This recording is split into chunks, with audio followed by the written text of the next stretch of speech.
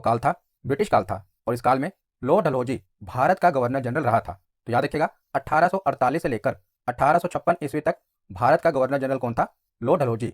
और लॉर्ड डलहौजी बहुत ही सक्रिय प्रशासक था। इसने युद्धों और कूटनीतियों के माध्यम से भारतीय राज्यों पर अधिकार करके भारत में ब्रिटिश कंपनी के साम्राज्य का विस्तार किया था। किसने? लॉर्ड डलहौजी ने। और हड़प नीति को ही कई अन्य नामों से भी जाना जाता है, जैसे कि चूक का सिद्धांत, व्यपगत का सिद्धांत और हड़प नीति। तो इसके अन्य नाम हैं हड़प नीति के ही। इसी को चूक का सिद्धांत और व्यपगत का सिद्धांत भी कहा जाता है और इंग्लिश में कहते हैं डॉक्ट्रिन ऑफ लैप्स। तो इस नीति को हड़प नीति क्यों कहा जाता है? क्योंकि अंग्रेजों का इस नीति को भारतीय रियासतों पर लागू करने का एक ही उद्देश्य था, उन्हें इस नीति के द्वारा भारतीय रियासतों को हड़पना था। इसीलिए इस नीति को हड़प नीति कहा गया। और ये नीति किसके द्वारा लागू की गई थी? तो लॉर्ड डलहौजी के द्वारा। ना जाने कितनी बार एग्जाम में यह प्रश्न पूछा गया है कि हड़प नीति किसके द्वारा लागू की गई थी? तो लॉर्ड डलहौजी के द्वारा यह नीति लाई गई थी। तो आगे अब हम हड़प नीति की पृष्ठभूमि यानी कि इसका बैकग्राउंड देख लेते हैं कि आखिर हड़प नीति लाई क्यों गई, इसकी पृष्ठभूमि क्या है। तो अंग्रेजी ईस्ट इंडिया कंपनी ने बहुत सारी भारतीय रियासतों से सहायक संधि स्वीकार करा ली थी, जिससे बहुत सारी भारतीय रियासतों ने अपनी मर्जी से सहायक संधि स्वीकार करी थी, जबकि कुछ से अंग्रेजों ने जबरदस्ती यह सहायक संधि स्वीकार करवाई थी। तो बहुत सारी भारतीय रियासतों से अंग्रेजों ने क्या किया था? सहायक संधि स्वीकार कराई थी। हमने पीछे भी देखा था कि जितनी भी लड़ाइयां होती थी उसके बाद अंग्रेज क्या करते थे? उस राजा से सहायक संधि करवा लेते थे। तो सहायक संधि के द्वारा अंग्रेज क्या करते थे? उस राज्य को एक तरह से अपने साम्राज्य में मिला लेते थे। तो इस सहायक संधि की वजह से भारतीय रियासतों ने अपनी सेना की जगह अंग्रेजी सेना को ज्यादा महत्व देना शुरू कर दिया। जहां जहां पर अंग्रेजों ने सहायक संधि की थी वहां पर अंग्रेजों ने क्या किया? अपनी सेनाएं तैनात कर दी थी और एक तरह से ये रियासतें अंग्रेजों के ऊपर निर्भर हो चुकी थी। तो जब लॉर्ड डलहौजी भारत में गवर्नर जनरल के पद पर थे तब भारत की राजनीतिक स्थिति यह थी कि कुछ भारतीय रियासतें वह थीं जो अंग्रेजों के चंगुल से आज़ाद थीं, कुछ रियासतें थीं जिन्होंने अंग्रेजों के साथ सहायक संधि स्वीकार कर ली थी और कुछ रियासतें ऐसी थीं जिनको अंग्रेजों ने युद्ध में हराया था और वो अंग्रेजों पर निर्भर थी। तो भारत में 3 प्रकार की रियासतें थी। एक तो जो स्वतंत्र थी, जो कि अंग्रेजों के चंगुल से आज़ाद थी।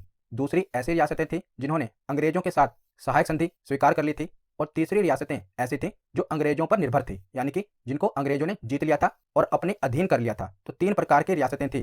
तो व्यपगत के सिद्धांत के अंतर्गत जो भारतीय रियासतें अंग्रेजों के चंगुल से आज़ाद थीं उनको छोड़कर बाकी सभी रियासतों पर इस सिद्धांत को लागू करने का प्रयास अंग्रेजों के द्वारा किया गया था। तो जो हड़प नीति थी ना, मैंने आपको बताया कि 3 प्रकार की रियासतें थी। तो जो आज़ाद रियासत थी उनको छोड़कर जिन्होंने सहायक संधि स्वीकार की थी और जो अंग्रेजों पर निर्भर थी, इन दोनों रियासतों पर हड़प नीति लगाई गई थी। पर जो स्वतंत्र रियासत थी यानी कि जिन पर अंग्रेजों का अधिकार नहीं था, उन रियासतों पर हड़प नीति नहीं लगाई गई थी क्योंकि वो तो आज़ाद थी। तो देखिए अंग्रेजी कंपनी ने अपने साम्राज्य का विस्तार कैसे किया था? तो 3 प्रकार से किया था। पहला, युद्ध करके इन्होंने अपने साम्राज्य का विस्तार किया। दूसरा, सहायक संधि करके, हमने पीछे पढ़ा कि राजाओं के साथ इन्होंने सहायक संधि की थी, तो सहायक संधि करके इन्होंने अपने साम्राज्य का विस्तार किया। और तीसरा, हड़प नीति के द्वारा। तो आखिर ये हड़प नीति है क्या? आगे हम इसके बारे में डिटेल में पढ़ेंगे। अभी तो मैं आपको एक ओवरव्यू दे रहा हूँ। तो अंग्रेजों ने अपनी कंपनी का विस्तार 3 माध्यमों से किया था, युद्ध करके, सहायक संधि करके और हड़प नीति के द्वारा। तो हड़प नीति के अंतर्गत 3 प्रकार के राज्य थे, स्वतंत्र राज्य, आश्रित राज्य और अधीनस्थ राज्य। तो स्वतंत्र राज्य कौन से थे? तो स्वतंत्र राज्य वे भारतीय रियासतें थीं जो अंग्रेजों के चंगुल से आज़ाद थीं, यानी कि जिन पर अंग्रेजों ने अभी तक विजय हासिल नहीं की थी, ये अंग्रेजों के चंगुल से आज़ाद थीं, उन्हें स्वतंत्र राज्य कहा गया। दूसरा है आश्रित राज्य। तो आश्रित राज्य कौन से थे? तो आश्रित राज्य जो पहले से मुगल सम्राट या पेशवा को वार्षिक कर देते थे, किंतु अब ये ब्रिटिश सरकार को कर देने लगे थे। तो एक प्रकार से जिन्होंने अंग्रेजों के साथ सहायक संधि स्वीकार कर ली थी ना, वे थे आश्रित राज्य, यानी कि ये अंग्रेजों के संरक्षण में थे। तो आप समझ गए ना, जिन्होंने अंग्रेजों के साथ सहायक संधि स्वीकार कर ली वो हो गए आश्रित राज्य। तीसरे थे अधीनस्थ राज्य। तो अधीनस्थ राज्य जिनको ब्रिटिश कंपनी ने बनाया था अथवा जिनको जीत कर ब्रिटिश कंपनी ने पुनः स्थापित किया था और पूर्ण रूप से ये अंग्रेजों के अधीन थे। तो अधीनस्थ राज्य कौन से थे? तो जिन राज्यों को अंग्रेजों ने बनाया था या जिन राज्यों पर अंग्रेजों ने पूर्ण रूप से विजय हासिल करके उन्हें अपने अधीन कर लिया था, एक प्रकार से अपने कब्जे में ले लिया था, वे थे अधीनस्थ राज्य। तो अंग्रेजों ने हड़प नीति किन पर लगाई थी? तो आश्रित राज्य और अधीनस्थ राज्य पर ही हड़प नीति लगाई गई थी। जो स्वतंत्र राज्य थे उन पर हड़प नीति नहीं लगाई गई थी। तो अब हम देखते हैं कि आखिर ये हड़प नीति है क्या, जिसे हम डॉक्ट्रिन ऑफ लैप्स या व्यपगत का सिद्धांत कहते हैं। तो भारतीय रियासत में किसी शासक या राजा के बाद अगर कोई अगला शासक या राजा बनता था तो वह कौन होता था? तो वह उसका पुत्र बनता था। परंतु यदि अगर उस राजा की कोई संतान नहीं होती थी तो वह राजा क्या करता था? किसी दूसरे बच्चे को गोद ले लेता था और उसे अपना उत्तराधिकारी बना देता था और राजा के मरने के बाद वह गोद लिया हुआ पुत्र अगला राजा बनता था। तो इस पुराने समय से चलती आ रही प्रथा के ऊपर ही अंग्रेजों ने हड़प नीति या व्यपगत का सिद्धांत लागू किया था।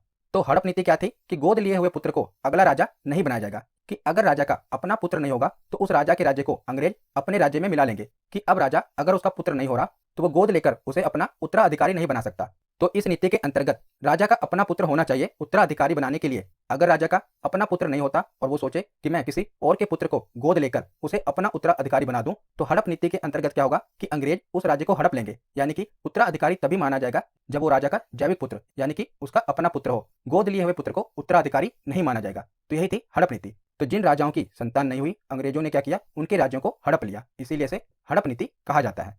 तो हड़प नीति आश्रित राज्य और अधीनस्थ राज्यों पर ही लागू हुई थी। तो आश्रित राज्य में और अधीनस्थ राज्य में हड़प नीति लागू तो हुई थी, पर इसमें कुछ डिफरेंस था, वो मैं आपको बता देता हूँ। तो देखिए, जो आश्रित राज्य थे ये कौन से राज्य थे, जिन राजाओं ने सहायक संधि स्वीकार की थी और वो अंग्रेजों के संरक्षण में थे। तो आश्रित राज्यों में क्या था कि अगर राजा की अपनी संतान नहीं होती और वो किसी दूसरे के बच्चे को गोद लेता है और उसे अपना उत्तराधिकारी बनाता है, तो उसे अंग्रेजों से अनुमति लेनी पड़ेगी, और अंग्रेज चाहे तो उस गोद लिए हुए बच्चे को अगला राजा बना दें और चाहे तो ना बनाएं। और ज्यादातर वो गोद लिए हुए बच्चे को उत्तराधिकारी नहीं बनाते थे, क्योंकि वो राज्य को हड़पना चाहते थे। पर आश्रित राज्य में ये कंडीशन थी कि अगर अंग्रेज चाहे तो उस गोद लिए हुए बच्चे को अगला राजा बना सकते हैं। पर जो अधीनस्थ राज्य थे ना, इसमें ये कोई कंडीशन नहीं थी। अधीनस्थ राज्य के अंतर्गत जितने भी राज्य थे, अगर उनका उत्तराधिकारी नहीं होता, अगर वो किसी बच्चे को गोद लेते हैं तो तुरंत अंग्रेज उन पर कब्जा कर लेंगे, यानी कि उनके पास ये चॉइस नहीं थी। पर जो आश्रित राज्य थे उनके पास ये चॉइस थी, पर अंग्रेजों पे डिपेंड था। अंग्रेज चाहे तो उस गोद लिए हुए बच्चे को राजा बनाए, चाहे तो ना बनाए, पर अधीनस्थ राज्यों में ये चॉइस नहीं थी। तो ये थोड़ा सा डिफरेंस था जो आपको पता होना चाहिए। वैसे तो आश्रित राज्य और अधीनस्थ राज्य दोनों ही हड़प नीति के अंतर्गत आते हैं, पर थोड़ा सा डिफरेंस था, वो मैंने आपको बता दिया। तो जो अभी हमने पीछे चार्ट में देखा वही रिवाइज कर लेते हैं। जो आश्रित राज्य थे, यानी कि जिन्होंने सहायक संधि स्वीकार की हुई थी, उन राज्यों या रियासतों के राजा की यदि कोई संतान नहीं होती और इस कारण यदि वह राजा किसी बच्चे को गोद लेकर उसे अपना अगला राजा बनाता है, तो अंग्रेजी कंपनी उस बच्चे को राजा नहीं मानेगी, अंग्रेजों के ऊपर डिपेंड था। और उस बच्चे का अधिकार भी सिर्फ राजा की व्यक्तिगत संपत्ति पर ही होगा, ना कि राज्य की संपत्ति पर। यानी कि जितने भी आश्रित राज्य थे, वहां के राजा की अगर संतान नहीं होगी और वो किसी बच्चे को गोद लेगा, तो उस गोद लिए हुए बच्चे का अधिकार सिर्फ राजा की व्यक्तिगत संपत्ति पर ही होगा, ना कि पूरे राज्य पर। तो अंग्रेज कंपनी ही तय करेगी कि वह गोद लिया हुआ बच्चा राजा बनाया जाए या ना बनाया जाए। तो मैंने जैसे आपको बताया कि यहाँ पर एक कंडीशन थी कि अंग्रेजों की अनुमति लेनी पड़ेगी, वो चाहे तो उस बच्चे को राजा बनाए और चाहे तो ना बनाए। और दूसरा था आश्रित राज्य। तो ये वो राज्य थे जो अंग्रेजों से किसी ना किसी युद्ध में हार गए थे, और ये राज्य अंग्रेजी कंपनी के ऊपर ही निर्भर थे। और यदि यहाँ के राजा की कोई संतान ना हो जिसके कारण वह राजा किसी बच्चे को गोद लेकर राजा बनाता है, तो अंग्रेजी कंपनी सीधा ही उस राज्य पर पूर्ण कब्जा कर लेगी। यहाँ पर कोई चॉइस नहीं है, अंग्रेजी कंपनी सीधा ही पूर्ण रूप से ऐसे राज्यों पर कब्जा कर लेगी जिनके राजा की संतान नहीं होगी अधीनस्थ राज्यों के अंतर्गत। तो आशा करता हूँ अब आपको समझ आ गया होगा कि हड़प नीति क्या थी और ये किन राज्यों पर लागू हुई थी। तो आगे अब हम देखते हैं कि अंग्रेजों के द्वारा इस नीति के अंतर्गत किन किन राज्यों को अपने साम्राज्य में मिलाया गया था। तो इनका क्रम बहुत ही इंपॉर्टेंट है, बहुत बार एग्जाम में पूछा जाता है कि इनको क्रम से लगाएं, तो आपको इन्हें क्रम में याद रखना है। तो सबसे पहले इस नीति के द्वारा अंग्रेजों ने किस राज्य को हड़पा था, तो सतारा। तो 1848 ईस्वी में सतारा को अंग्रेजों ने सबसे पहले हड़प नीति के अंतर्गत अपने साम्राज्य में मिलाया था। किसे, सतारा को। और 1849 ईस्वी में जैतपुर और संभलपुर को, 1850 ईस्वी में हिमाचल प्रदेश के बघाट को, 1852 ईस्वी में उदयपुर को, 1853 ईस्वी में झांसी को। वेरी वेरी इंपॉर्टेंट, कई बार एग्जाम में पूछा गया है कि किस वर्ष झांसी को लॉर्ड डलहौजी ने हड़प नीति के अंतर्गत अंग्रेजी रियासत में मिलाया था। तो 1853 ईस्वी में झांसी को अंग्रेजी साम्राज्य में हड़प नीति के अंतर्गत मिलाया गया था। उसके बाद 1854 ईस्वी में नागपुर को, 1855 ईस्वी में करौली को और 1856 ईस्वी में अवध को। तो आपको ये क्रम पता होना चाहिए, कई बार एग्जाम में इसका क्रम पूछा गया है। सबसे ज्यादा इंपॉर्टेंट है कि सबसे पहला राज्य कौन सा था, तो सतारा। और दूसरा इंपॉर्टेंट है कि झांसी को कब मिलाया गया था, तो 1853 ईस्वी में। तो सबसे पहले सतारा को 1848 ईस्वी में मिलाया गया था। तो सतारा को 1674 ईस्वी में छत्रपति शाहू जी महाराज द्वारा स्थापित किया गया था, और इस पर लॉर्ड डलहौजी की हड़प नीति के सिद्धांत के तहत 1848 ईस्वी में कब्जा किया गया था। और 1848 में उस समय मराठा साम्राज्य के भोंसले वंश के राजा शाहजी भोंसले सतारा पर शासन कर रहे थे, और राजा शाहजी भोंसले की कोई संतान न होने के कारण उन्होंने किसी बच्चे को गोद लिया था, और बाद में उनकी मृत्यु हो गई थी। और उसके बाद अंग्रेजी कंपनी ने गोद लेने की प्रक्रिया में कोई समस्या बताकर यह हड़प नीति सतारा पर थोप दी थी और सतारा पर कब्जा कर लिया था। और फिर इस क्षेत्र को अंग्रेजी कंपनी ने बॉम्बे प्रेसिडेंसी के अधिकार क्षेत्र के अंतर्गत रख दिया था। तो पिछली वीडियो में मैंने आपको बताया था ना, जिसमें मैंने आपको रेगुलेटिंग एक्ट के बारे में पढ़ाया था, तो वहां पर मैंने आपको बताया था कि जो अंग्रेजी ईस्ट इंडिया कंपनी थी, इसने भारत में शासन की दृष्टि से भारत को 3 भागों में बांटा था। ये पिछली वीडियो में मैंने आपको बताया था। तो सतारा को क्या किया गया, इसे बॉम्बे प्रेसिडेंसी के अधिकार क्षेत्र में शामिल कर लिया गया। तो सतारा के बाद 1849 ईस्वी में संभलपुर और जैतपुर को भी अंग्रेजी साम्राज्य में मिला लिया गया। तो उड़ीसा में संभलपुर राज्य के शासक नारायण सिंह निसंतान मर गए और मृत्यु पूर्व इन्होंने कोई पुत्र भी गोद नहीं लिया था, इसीलिए इनकी विधवा रानी ने शासन प्रबंध अपने हाथों में ले लिया। किंतु लॉर्ड डलहौजी ने सिंहासन पर रानी के अधिकार को अस्वीकृत कर दिया और संभलपुर को तथा बुंदेलखंड में स्थित जैतपुर राज्य को भी 1849 ईस्वी में ब्रिटिश राज्य में मिला लिया। तो 1849 ईस्वी में दो राज्यों को ब्रिटिश साम्राज्य के अंदर मिलाया गया था, संभलपुर और जैतपुर।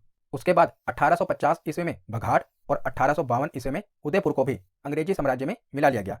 तो 1850 ईस्वी में हिमाचल प्रदेश में स्थित बघाट राज्य और 1852 ईस्वी में मध्य प्रदेश में स्थित छोटा उदयपुर राज्य के शासकों के निसंतान होने के कारण उनके राज्य को भी ब्रिटिश साम्राज्य का अंग बना लिया गया। तो 1850 ईस्वी में बघाट और 1852 ईस्वी में उदयपुर को अंग्रेजी साम्राज्य में मिला लिया गया। उसके बाद 1853 ईस्वी में झांसी को भी ब्रिटिश साम्राज्य का अंग बनाया गया। तो 1817 ईस्वी में पेशवा ने झांसी का राज्य ब्रिटिश कंपनी को सौंप दिया था और कंपनी ने झांसी के राजा रामचंद्र के साथ एक संधि की थी और वचन दिया था कि झांसी का राज्य राजा रामचंद्र और उसके उत्तराधिकारियों के अधिकार में वंशानुगत चलेगा, यानी कि राजा रामचंद्र की संतानें ही झांसी पर राज्य करेंगी। किंतु 1843 ईस्वी में झांसी के राजा गंगाधर राव का निधन हो गया और निधन पूर्व इन्होंने दामोदर राव नामक एक बालक को गोद ले लिया था और कंपनी ने उन्हें इसकी स्वीकृति भी दे दी थी। तो हमने पढ़ा था ना कि जिन राज्यों ने संधि स्वीकार की थी उनको ये चॉइस थी कि अंग्रेजों की अनुमति से वे गोद लिए हुए बच्चे को अगला राजा बना सकती हैं। तो झांसी ने भी संधि स्वीकार की थी, तो अंग्रेजों ने गंगाधर राव को यह अनुमति दे दी थी कि वे गोद लिए हुए बालक को अपना उत्तराधिकारी बना सकते हैं। किंतु गंगाधर राव की मृत्यु के पश्चात लॉर्ड डलहौजी ने यह निर्णय लिया कि झांसी का दत्तक पुत्र यानी कि गोद लिया हुआ पुत्र राज्य का उत्तराधिकारी नहीं हो सकता। तो इन परिस्थितियों में झांसी की रानी लक्ष्मीबाई ने लॉर्ड डलहौजी को संधि याद दिलाई कि तुम्ही ने यह स्वीकृति दी है, परंतु लॉर्ड डलहौजी पर इसका कोई प्रभाव न पड़ा और उसने एक घोषणा के द्वारा झांसी को कंपनी के राज्य में मिला लिया। तो 1853 ईस्वी में झांसी को भी अंग्रेजी कंपनी का हिस्सा बना लिया गया। उसके बाद 1854 ईस्वी में नागपुर को भी अंग्रेजी कंपनी का हिस्सा बना लिया गया। तो नागपुर के शासक राघोजी भोंसले का देहांत संतान विहीन अवस्था में हुआ, किंतु मृत्यु पूर्व उसने अपनी रानी को यशवंतराव को गोद लेने की अनुमति दी थी, लेकिन ब्रिटिश कंपनी ने रानी को गोद लेने की स्वीकृति नहीं दी और उसने नागपुर राज्य को ब्रिटिश राज्य में मिला लिया। और यही नहीं, ब्रिटिश कंपनी ने शासक की संपत्ति को भी नीलाम करके बेच दिया। तो नागपुर को 1854 ईस्वी में हड़प नीति के अंतर्गत अंग्रेजी साम्राज्य में मिला लिया गया। उसके बाद 1855 ईस्वी में करौली को भी ब्रिटिश कंपनी का हिस्सा बना दिया गया। तो करौली राज्य राजस्थान में स्थित था और करौली का राजा नरसिंहपाल पेशवा को कर देता था और नरसिंहपाल का कोई पुत्र नहीं था।